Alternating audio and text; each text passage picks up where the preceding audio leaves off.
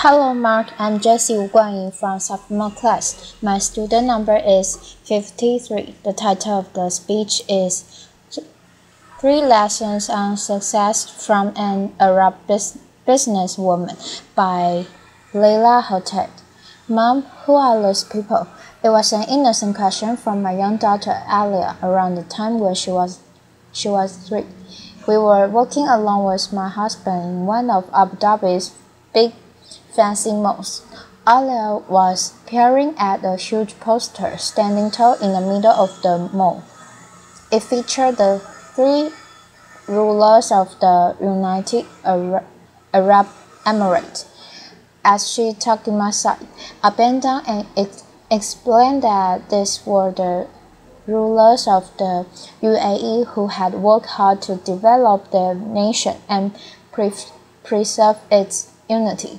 She asked, Mom, why is it that here where we live and back in Lebanon, where Grandma and Grandpa live, we never see the pictures of powerful women on the walls? Is it because women are not important? This is probably the hardest question I've had to answer in my years as a parent and in my 16 plus years of professional life, for that matter. I had grown up in my hometown in Lebanon, the younger of 2 daughters to a very hard-working pilot and director of operations for the Lebanese Airlines and a super supportive stay-at-home mom and grandma. My father had encouraged my sister and I to pursue our education, even though our culture emphasized at the time that it was sons and not daughters who should be professionally motivated. I was one of very few girls of my generation who left home at 18 to study abroad. My father didn't have a son, and so I, in a sense, became his. Fast forward a couple of decades, and I hope I didn't do too badly in making my father proud of his would-be son. As I got my bachelor's and PhD in electrical engineering, did R&D in the UK, then consulting in the Middle East. I have always been in male-dominated environments. Truth be told, I have never found a role model I could truly identify with. My mother's generation wasn't into professional leadership. There were some encouraging men along the way, but none knew the demands and pressure I was facing. Pressures that got particularly acute when I had my own 2 beautiful children. And a lot of Western women love to give us poor, oppressed Arab women advice. They live different lives with different constraints. So Arab women of my generation have had to become our own role models. We have had to juggle more than Arab men, and we had to face more cultural rigidity than Western women. As a result, I would like to think that we poor oppressed women actually have some useful, certainly hard-earned lessons to share. Lessons that might turn out useful for anyone wishing to thrive in the modern world. Here are 3 of mine. Convert their shade into your fuel. Laughter, applause. There is this word that everybody is touching as the key to success. Resilience. Well, what exactly is resilience, and how do you develop it? I believe resilience is simply the ability to transform shade into fuel. In my previous job, well before my current firm, I was working with a man we will call John. I had I had teamed up with John and was working hard, hoping he would notice how great I was, and that he would come to support my case to make partner at the firm. I was, in addition to delivering on my consulting project, writing passionately on the topic of women in economic empowerment. One day, I got to present my research to a roomful of MBA students. John was part of the audience, listening for the first time to the details of my study. As I proceeded with my presentation, I could see John in the corner of my eye. He had turned a dark shade of pink and had slid under his chair in apparent shame.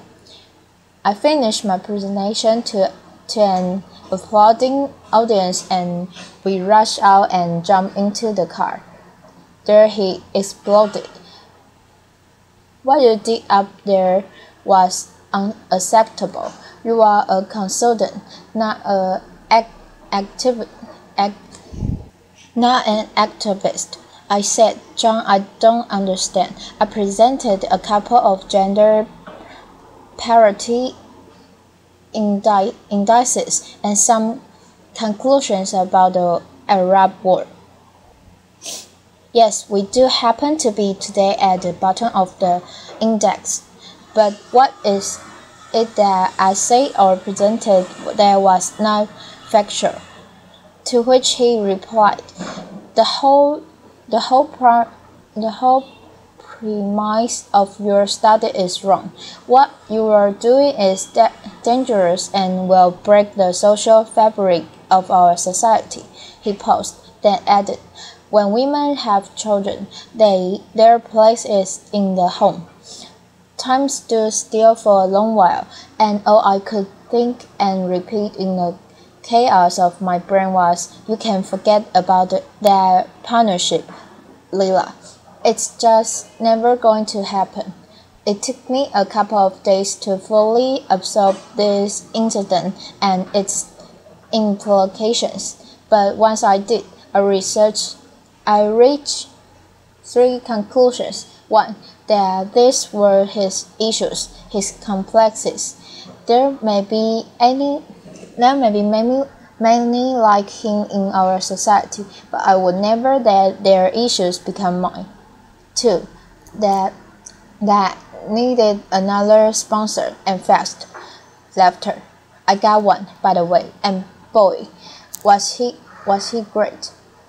And three, that I would get to show John what women with children can do. I apply this lesson equally well to my personal life, as I have progressed in my career. I have received many words of encouragement, but I have also often been met by women, men, and couples who have clearly had an issue with my husband, and are having chosen the path of a dual career couple.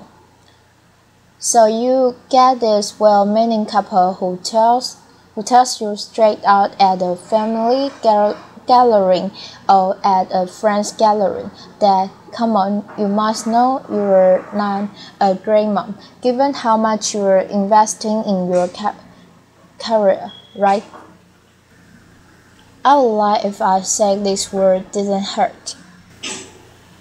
My children are the most precious thing to me, and the thought that I could be failing them in any way is intolerable. But just like I did with John, I quickly reminded myself that these were their issues, their complexes. So instead of replying, I gave back one of my largest smiles as I saw, in flashing light, the following sign in my mind's eye: be happy, it drives people crazy. Applause. You see, as a young woman in these situations, you have two options. You can either decide to internalize these negative messages that are being thrown at you, to let them make you feel like a failure, like success is way too hard to ever achieve, or you can choose to see that others' negativity is their own issue and instead transform it into your own personal fuel. I have learned to always go for option 2, and I have found that it has taken me from strength to strength. And it's true what they say, success is the best revenge. Some women in the Middle East are lucky enough to be married to someone supportive of their career. Correction, I should say smart enough. Because who you marry is your own choice, and you better marry someone supportive if you plan to have a long career. Still today, the Arab man is not an equal contributor in the home.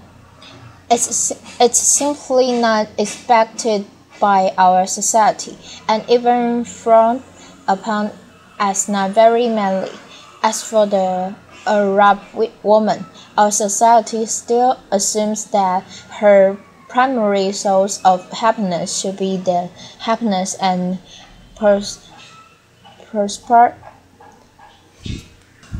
prosperity of her children and husband. She mostly exists for her family. Things are changing, but it would take time. For now, it means that the professional Arab woman has to somehow maintain the perfect home, make sure that her children's every need is being taken care of, and manage her demanding career. To achieve this, I have found the hard way that you need to apply your hard-earned professional skills to your personal life. You need to work your life. Here's how I do this in my personal life. One thing to know about the Middle East is that nearly every family has access to affordable domestic help. The challenge level becomes how to recruit effectively. Just like I will in my business life, I have based the selection of who would support me with my children while I'm at work on a strong referral. Christina has had worked for 4 years with my sister, and the quality of her work was well established. She is now an integral member of our family, having been with us since Alia was 6 months old. She makes sure that the house is running smoothly while I'm at work, and I make sure to empower her in the most optimal conditions for her and my children, just like I would my best talent at work. This lesson applies whatever your child care situation, whether an au pair, nursery, part-time nanny that you share with someone else. Choose very carefully and empower. If you look at my calendar, you will see every working day 1.5 hours from 7 p.m. to 8:13 p.m. UAE time block and called family time. This is sacred time. I have done this ever since Alia was a baby. I do everything in my power to protect this time so that I can be home by then to spend quality time with my children, asking them about their day, checking up on homework, reading them a bedtime story, and giving them lots of kisses and kudos. If I'm traveling, in whatever the time zone, I use Skype to connect with my children, even if I'm miles away. Our son Burhan is 5 years old, and he's learning to read and do basic math. Here's another confession. I have found that our daughter is actually more successful at teaching him these skills than I am. Laughter. It started as a game, but Alia loves playing teacher to her little brother, and I have found that these sessions actually improve Burhan's literacy, increase Alia's sense of responsibility, and strengthen the bonding between them. A win-win all around. The successful Arab women I know have each of Each found their unique approach to working their life as they continue to shoulder the lion's share of responsibility in the home. But this is not just about surviving in your dual role as a career woman and mother. This is also about being in the present. When I'm with my children, I try to live work out of our lives. Instead of worrying about how many minutes I can spend with them every day, I focus on turning these minutes into memorable moments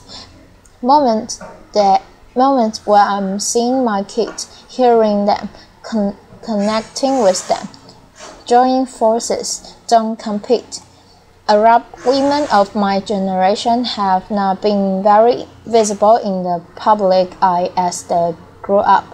This explains, I think, to some extent, why you found so few women in politics in the Arab world. The upside of this, however, is that we have spent a lot of time developing a social skill behind the scenes. In coffee shops, in living rooms, on the phone, a social skill that is very important to success, networking. I would say the average Arab woman has a large network of friends and acquaintances. The majority of those are also women. In the West, it seems like ambitious women often compare themselves to other women, hoping to be noticed as the most successful woman in the room. This leads to the much spoken about competitive behavior between professional women. If there's only room for one woman at the top, then you can make room for others, much less lift them up. Arab women, generally speaking, have not fallen for this psychological trap. Faced with a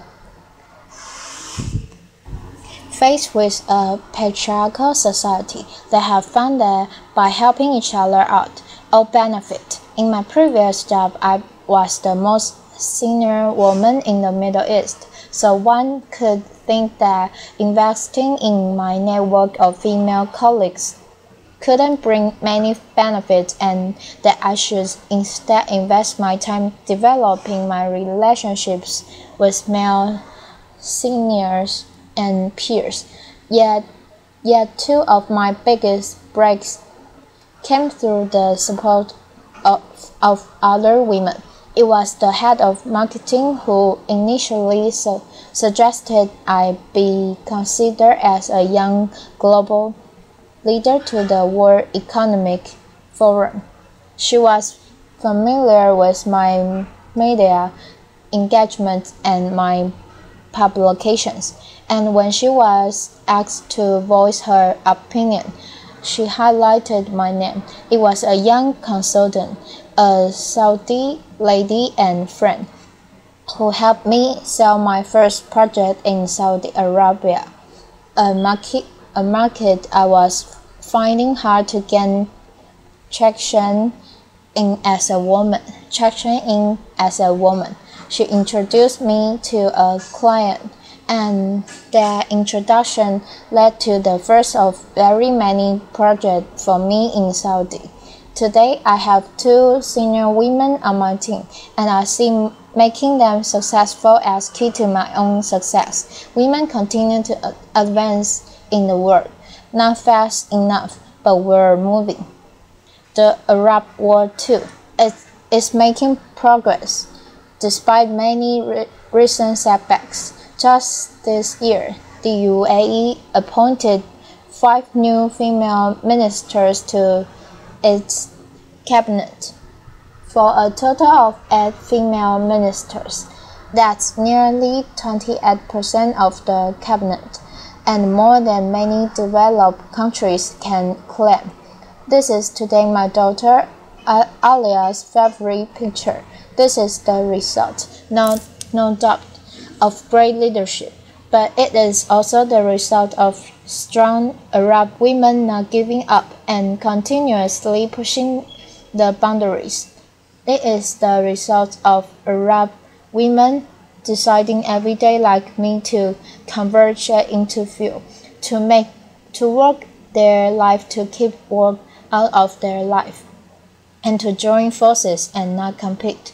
As I look to the future, my hopes for my daughter when she stands on the stage some 20, 13 years from now are that she be as proud to call herself her mother's daughter as her father's daughter.